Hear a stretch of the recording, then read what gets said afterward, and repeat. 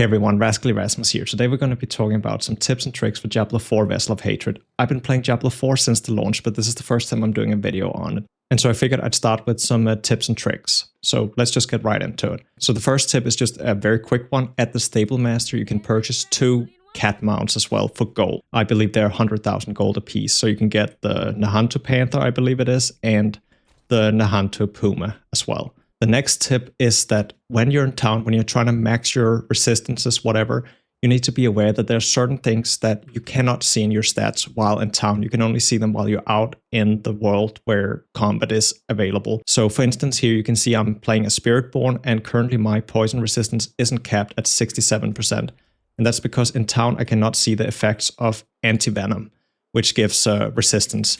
So if I now leave town, you could see it was at 67%. If I leave town, it took a little while, but it has now updated. And you can see when I go into resistances, it now shows correctly that I'm at 76%.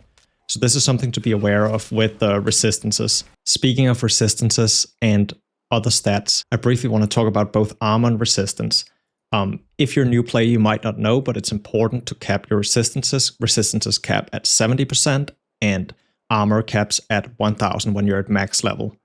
And so these get some reductions based on your difficulty you're playing at, but it's just to say it's important to cap these at their respective caps. There's also ways to increase the resistance caps, but we're not going to get into this now. It's not a full-on guide on it. It's just something to be aware of. Similarly, it's also important to know that other things also have caps, such as attack speed caps at, I believe, 200%. Movement speed also caps at 200%, and I think cooldown reduction caps at roughly 75%. So it's just something to be aware of that certain stats have caps, so you can't just infinitely stack everything. And speaking of stats, I also want to talk briefly about multiplicative and additive damage. Multiplicative damage is essentially damage that multiplies with your other damage, and additive damage is damage that just adds on to it. So multiplicative damage is the better one of the two. And so if you played Diablo 4 at launch, you might remember that vulnerable damage and critical hit damage was really, really good to stack because they were both multiplicative.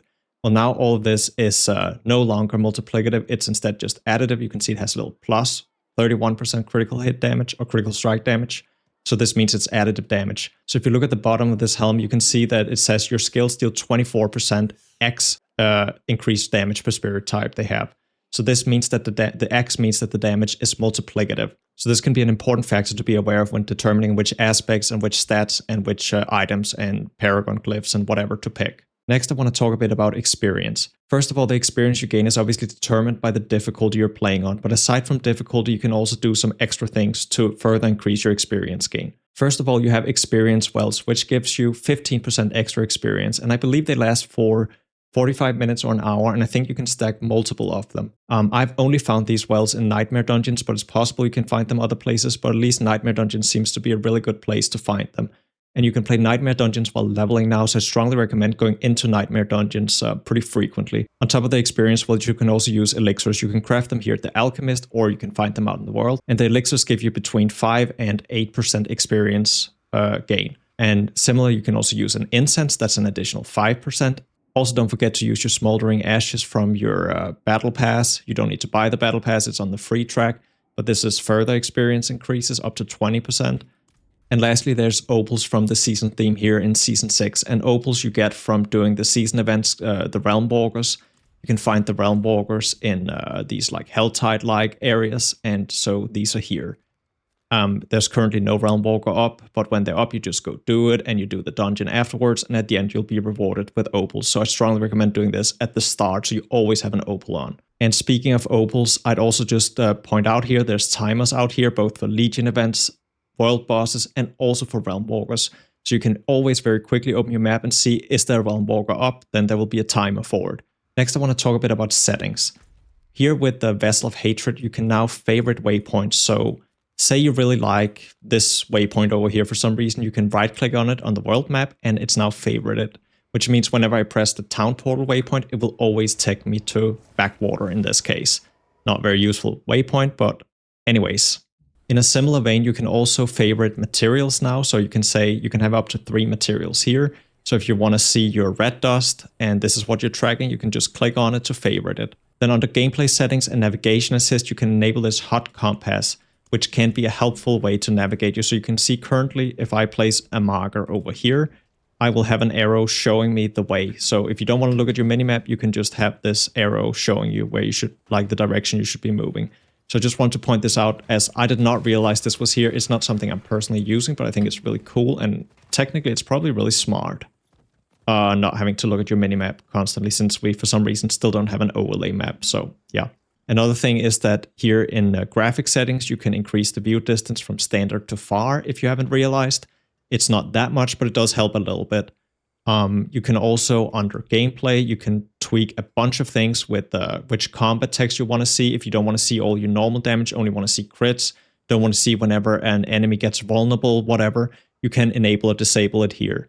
Similarly, you can also do a lot of things such as display monster health bars, display your own health bar, whatever you want. I'd also recommend, if you're tired of hearing the I'm out of mana type of voiceover, you can disable error notifications.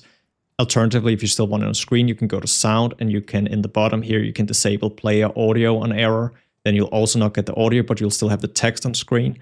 And you can also do a bunch of things with in-game loot sounds. If you only want to hear certain qualities dropping or only certain types of items, you can enable it here. So there's also some quality of life with these things. You can use it as a pseudo loot filter, I guess, technically. Lastly, I just want to strongly recommend that you turn on both Advanced Tooltip Compare and Advanced Tooltip Information. As these shows you, you can see the Advanced Tooltip Information is necessary to actually see the additive or multiplicative things on items.